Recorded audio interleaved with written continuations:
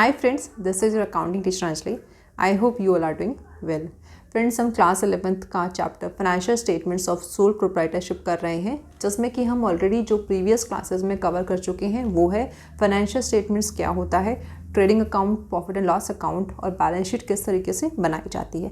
आज हम एक फुल फ्लेज क्वेश्चन करेंगे जिसमें कि हमारे पास अकाउंट्स के बैलेंसेस गिवन है और उसके बेसिस पे हमें फाइनेंशियल स्टेटमेंट्स तैयार करनी है। फाइनेंशियल स्टेटमेंट्स तैयार करनी है मींस हमें trading account, profit and loss account और बैलेंस शीट प्रिपेयर करनी है। बहुत ही अच्छा क्वेश्चन है, थोड़ा सा ध्यान से देखेंगे तो ये आपको और भी अच्छे से क्लियर हो जाएगा। तो आप एक पेंसिल लेके बैठिए, जैसा कि मैं हमेशा आपको बोलती हूँ कि जब भी आप ये वाले क्वेश्चंस करेंगे तो पेंसिल को लेके बैठिएगा। इससे क्या है कि आपका कोई भी एक आइटम मिस नहीं होगा। तो दो तरीके से आप कर सकते हैं, या तो पहले आप पूरा एक बार क्वेश्चन पे नज़र मारिए और जो आइटम ट्रेडिंग अकाउंट का है उसके आगे टी लिखिए, जो प्रॉफिट एंड लॉस अकाउंट का है उसके आगे पी लिखिए और जो बैलेंस शीट का आइटम है उसके सामने बी लिख दीजिए। या फिर आप ऐसा कर सकते हैं कि पहले ट्रेडिंग अकाउंट बनाइए और जब आप ट्रेडिंग अकाउंट बना रहे हैं तो जो आइटम्स ट्रेडिंग अकाउंट के हैं उन पे आप टिक करते रहिए और बाकी जो आइटम्स हैं वो ऐसे ही रहने दीजिए। तो सबसे पहले हम बना रहे हैं इसका ट्रेडिंग अकाउंट, ठीक है। तो इस तरीके से इसका ट्रेडिंग अकाउंट आप लिखेंगे, trading account for the year ended 31 मार्च 2022। जो हम ट्रेडिंग अकाउंट बना रहे हैं वो उस पूरे साल का बना रहे हैं, इसीलिए ट्रेडिंग अकाउंट और प्रॉफिट एंड लॉस अकाउंट में आपको इस तरीके से लिखना है फॉर द ईयर एंडेड, जो भी ईयर है वो वाला। तो यहाँ पर है 31 मार्च 2022। ये पर्टिकुलर्स अमाउंट डेबिट साइड का, पर्टिकुलर्स अमाउंट क्रेडिट साइड का। आपको पता है कि ट्रेडिंग अकाउंट में डेबिट साइड में क्या आएगा, जितने भी एक्सपेंसेस हैं वो आएंगे और क्रेडिट साइड में जो भी इनकम है वही आएगा। सिमिलरली हमारा प्रॉफिट एंड लॉस अकाउंट भी इस तरीके से ही बनता है। ट्रेडिंग अकाउंट में हम क्या डालते हैं, जो भी डायरेक्ट एक्सपेंसेस या डायरेक्ट इनकम है, जो इनडायरेक्ट एक्सपेंसेस और इनडायरेक्ट इनकम है वो हमारा जाता है प्रॉफिट एंड लॉस अकाउंट में।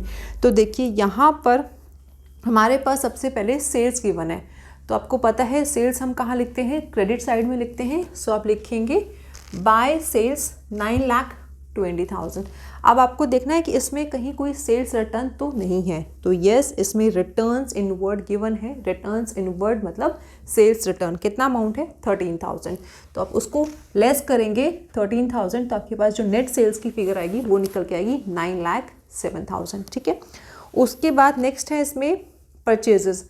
अब हमें डेबिट साइड में क्या लेना है, परचेजेस लेना है, लेकिन हम जो ट्रेडिंग अकाउंट है उसमें सबसे पहले क्या दिखाते हैं, ओपनिंग स्टॉक दिखाते हैं। तो आप इस क्वेश्चन में देखिए ओपनिंग स्टॉक गिवन है क्या, yes, stock on 1 April 2021 is 1,76,000। तो सबसे पहले आप क्या दिखाएंगे, ओपनिंग स्टॉक दिखाएंगे 1,76,000। तब आप क्या करेंगे, ओपनिंग स्टॉक के सामने टिक मार दीजिए, सेल्स के सामने टिक मार दीजिए और रिटर्न्स इनवर्ड के सामने भी टिक मार दीजिए, बिकॉज ये पॉइंट्स हम कवर कर चुके हैं, ठीक है।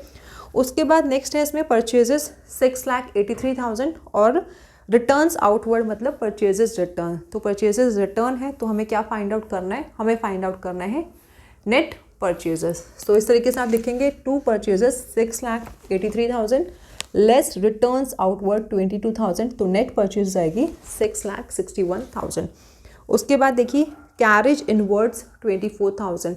तो ये कहाँ पर आएगा, ये हमारे ट्रेडिंग अकाउंट में आएगा, बिकॉज ये जो है ये डायरेक्ट एक्सपेंसेस है, ठीक है। सो कैरेज इनवर्ड्स ये आप लेंगे 24,000। अगर कैरेज आउटवर्ड्स होता तो वो हम प्रॉफिट एंड लॉस अकाउंट में दिखाते। ये जो छोटे छोटे पॉइंट्स हैं ये आप याद रखिएगा, बिकॉज क्या है ये अलग से मैं एक्सप्लेन नहीं कर रही हूँ, मैं आपको क्वेश्चंस के बीच में ही बताऊंगी। जैसे यहाँ पर मैंने आपको बताया कैरेज आउटवर्ड्स है तो वो हमें कहाँ दिखाना है, वो हमें दिखाना है प्रॉफिट एंड लॉस अकाउंट में बीइंग एन इनडायरेक्ट एक्सपेंस, ठीक है। उसके बाद नेक्स्ट है देखिए रेंट यहाँ नहीं आएगा, डिस्काउंट नहीं आएगा, प्रिंटिंग नहीं आएगा, इंश्योरेंस नहीं आएगा, ट्रेवलिंग एक्सपेंसेस नहीं आएंगे, पोस्टेज नहीं आएगा, मिसलेनियस नहीं आएगा, bad debts, debtor, creditor, loan from Sahil, capital, drawing, business premises, furniture. अब इसमें से यहाँ पर हमारे पास कोई और फिगर नहीं आएगी, जितना आ रहा था हमने ले लिया। अब नीचे हमारे पास गिवन है 31 मार्च का स्टॉक, तो ये क्या हमारा क्लोजिंग स्टॉक है 2,40,000। तो क्लोजिंग स्टॉक आप लेंगे बाय क्लोजिंग स्टॉक 2,40,000। अब हमें इसमें फाइंड आउट करना है ग्रॉस प्रॉफिट है या ग्रॉस लॉस है। अगर हमारा क्रेडिट साइड का टोटल डेबिट साइड से ज़्यादा है तो क्या होता है, ग्रॉस प्रॉफिट होता है, और अगर डेबिट साइड का टोटल ज़्यादा है तो क्या होता है, ग्रॉस लॉस होता है। यहाँ पर हमारा क्रेडिट साइड का टोटल डेबिट साइड से ज़्यादा है। आपने क्रेडिट का टोटल निकाला 11,47,000। आप डेबिट का टोटल निकालेंगे और इसमें से जब माइनस करेंगे तो हमारे पास ग्रॉस प्रॉफिट निकल के आएगा 2,86,000। आई होप आपको ये यहाँ तक अच्छे से क्लियर हो गया है। अब देखिए हमें क्या करना है, प्रॉफिट एंड लॉस अकाउंट बनाना है। ठीक है, तो प्रॉफिट एंड लॉस अकाउंट की हम शुरुआत कहाँ से करते हैं, ग्रॉस प्रॉफिट या फिर ग्रॉस लॉस से। तो यहाँ पर हमारे पास है ग्रॉस प्रॉफिट, तो ग्रॉस प्रॉफिट कहाँ पर आएगा, क्रेडिट साइड में आएगा।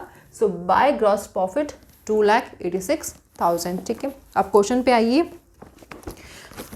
हमारे पास इसमें सबसे पहले जो फिगर है वो किसकी है, रेंट की है 22,000। तो आप इस तरीके से दिखाएंगे टू रेंट 22,000। उसके बाद डिस्काउंट भी क्या है, इनडायरेक्ट एक्सपेंस है, तो वो भी यहाँ पर आएगा टू डिस्काउंट 37,500। अब जो भी करते जा रहे हैं ना उसके आगे आप टिक मारते चलिए। ठीक है, देन उसके बाद प्रिंटिंग 7,200, वो इस तरीके से हम यहाँ शो करेंगे। देन उसके बाद आता है इंश्योरेंस 5,000, ये यहाँ पर आएगा आपका इस तरीके से।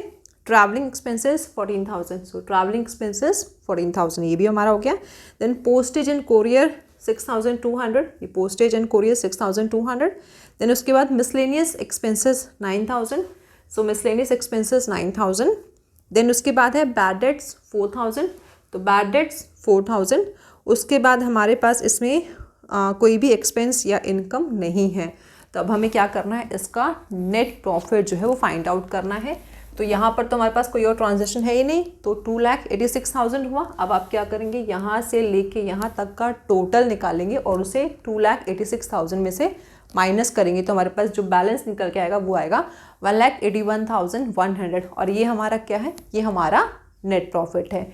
अच्छा, ये क्वेश्चन जो है मैं आपको वीडियो के एंड में डाल दूंगी, आप लोग को परेशान होने की ज़रूरत नहीं है, क्वेश्चन आपको मिल जाएगा, आप वहाँ से स्क्रीनशॉट इसको ले सकते हैं, जिसके पास टी एस ग्रेवाल का लेटेस्ट एडिशन नहीं है। ठीक है, आप देखिए हमें क्या करना है, बैलेंस शीट तैयार करनी, और हम ये स्टेप्स में ही प्रिपेयर करते हैं। ऐसा नहीं कि हम पहले बैलेंस शीट बना देंगे, नो, पहले ट्रेडिंग अकाउंट बनाएंगे, ट्रेडिंग अकाउंट के बाद क्या बनेगा, हमारा प्रॉफिट एंड लॉस अकाउंट बनेगा, और प्रॉफिट एंड लॉस अकाउंट के बाद हमारी बैलेंस शीट बनेगी।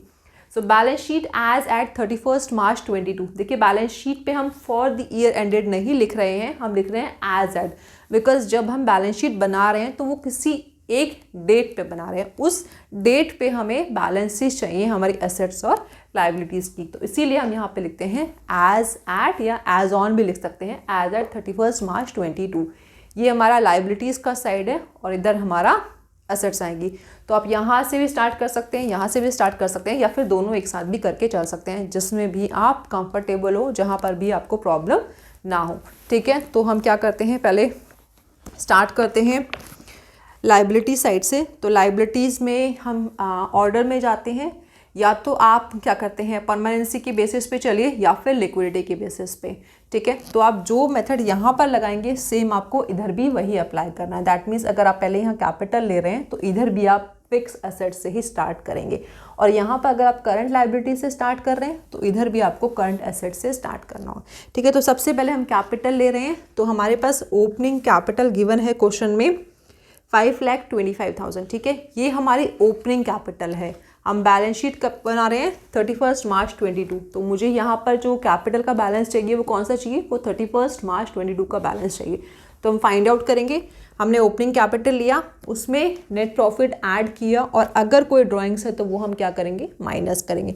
सो नेट प्रॉफिट था हमारा 1,81,100, ड्राइंग्स थी 19,000। तो मेरे पास क्लोजिंग जो कैपिटल निकल के आया वो निकल के आएगा 6,87,000। ठीक है, अब देखिए उसके बाद हमारे पास लाइबिलिटी साइड में कोई और आइटम है, यस, उसके बाद है loan from Sahil. So loan from Sahil 50,000। अगर ये लोन टू साहिल होता तो ये बिजनेस के लिए एसेट होती, क्यों, क्योंकि यहाँ पर बिजनेस ने साहिल को लोन दिया है, बट यहाँ पर क्या है, लोन फ्रॉम साहिल, तो ये बिजनेस के लिए लायबिलिटी है। उसके बाद हमारे पास है क्रेडिटर्स 1,28,000। ठीक है, आई होप आप लोग टिक मार्क करते हुए चल रहे हैं। टिक मार्क करने का यही बेनिफिट है कि आपका कोई भी एक आइटम मिस नहीं होगा, और जब हमारी बैलेंस शीट मैच नहीं होती है तो हम फिर यही सोचते हैं कि कहीं कोई ऐसा पॉइंट तो नहीं है जो हमसे मिस हो गया हो। तो टिक मार्क करते चलिए, जिससे कि वो वाला कन्फ्यूजन एटलीस्ट आपको ना हो। ठीक है, उसके बाद नेक्स्ट हमारा आता है एसेट्स में।